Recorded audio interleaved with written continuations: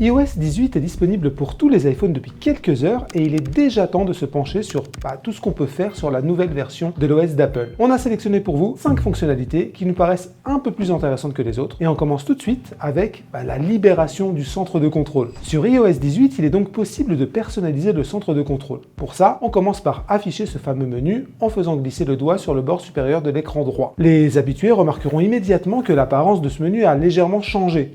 On retrouve notamment 2 raccourcis sur le haut de l'écran. À droite pour éteindre son iPhone, à gauche pour ajouter des raccourcis. C'est sur ce second bouton qu'on va appuyer pour ajouter autant de commandes que l'on souhaite, des raccourcis vers des applications de l'iPhone et même l'application raccourci elle-même qui permet d'exécuter des suites de commandes. Bref, on va pouvoir donner à son centre de contrôle l'apparence que l'on souhaite et surtout gagner du temps en créant des raccourcis vers les fonctionnalités que l'on utilise le plus. À noter qu'il est aussi possible de changer la place de chaque icône, de créer des groupes d'icônes entre elles et des groupes de raccourcis, mais aussi de changer l'apparence et la taille de chaque module. C'est évidemment pas nouveau pour les utilisateurs de smartphones à Android, tout ce qu'on vient de vous dire là, mais pour les possesseurs d'iPhone, ça, c'est une petite révolution. On passe maintenant à notre deuxième astuce. iOS 18 permet de sécuriser un peu plus l'accès à certaines applications sensibles. On pense par exemple à une application de journal intime ou son application bancaire pour laquelle un niveau de sécurité supplémentaire, c'est jamais inutile. Eh bien, sur la dernière version de l'OS d'Apple, il est possible de verrouiller ces applications-là à l'aide de Face ID, le système de verrouillage par reconnaissance faciale de l'iPhone. Comment ça marche? C'est très simple. On prend l'application de son choix. Dans notre cas, c'est la nouvelle application mot de passe. On maintient son doigt appuyé sur l'icône et on va aller chercher l'option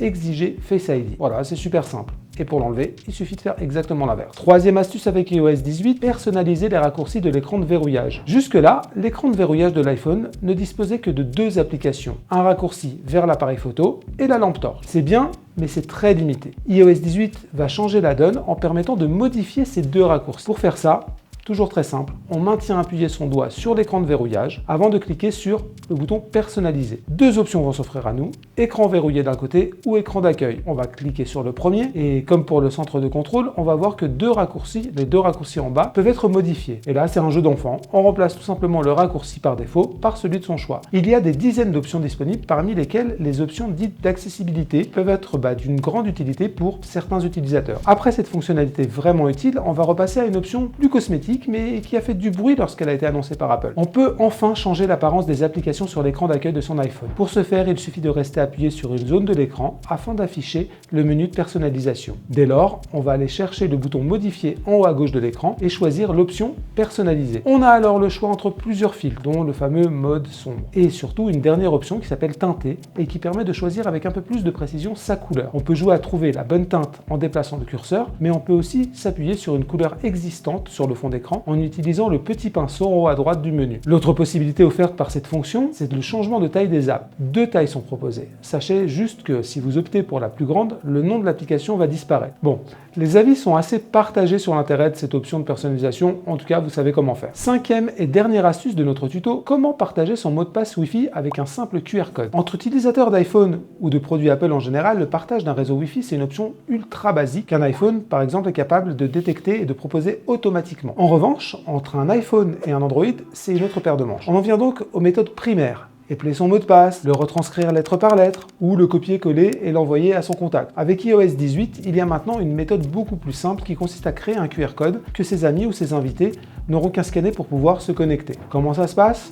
Il faut utiliser la nouvelle application mot de passe et se rendre dans la section Wi-Fi. Une fois qu'on a trouvé le mot de passe à partager, on entre dans la fiche de ce mot de passe et il n'y a qu'à cliquer sur afficher le code QR du réseau pour que le code QR apparaisse. Vos amis n'auront alors qu'à dégainer leur smartphone pour pouvoir se connecter. iOS, ce n'est pas seulement ces quelques fonctions de personnalisation, c'est aussi la prise en charge du RCS, la possibilité de faire disparaître les applications natives, des messages programmables en avance et au final plus de 250 nouveautés qu'Apple a répertoriées qui sont plus ou moins intéressantes, mais qui en réalité peuvent changer la façon dont on utilise un iPhone. Voilà, j'espère que vous avez aimé ce tuto. On peut enfin vraiment personnaliser son iPhone et ça, ce n'est pas rien. Maintenant, c'est l'heure de passer au gros morceau de cette rentrée, le test de l'iPhone 16 qui sera donc le sujet de notre prochaine vidéo. À bientôt.